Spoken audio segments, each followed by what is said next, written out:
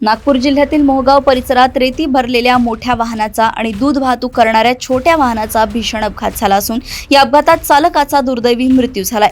ही घटना आज सकाळी 8:30च्या सुमारास राधा की रसोई ढाब्याजवळ घडली।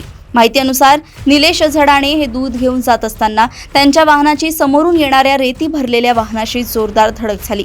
या अपघातात छोट्या वाहनाचे पुढील भाग पूर्णपणे चेंदामेंदा झाला आणि चालक केबिनमध्ये अडकून जागीच मृत्यू झाला।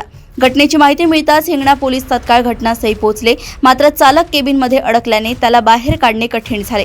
त्यानंतर अग्निशमन दलाच्या जवानांनी येऊन वाहनाचा पुढील भाग कापून मृतदेह बाहेर काढला। पोलिसांनी पंचनामा करून मृतदेह उत्तरीय तपासणीसाठी पाठवला असून संबंधित वाहन चालकाला ताब्यात घेण्यात आले। या प्रकरणी पुढील तपास सुरू आहे।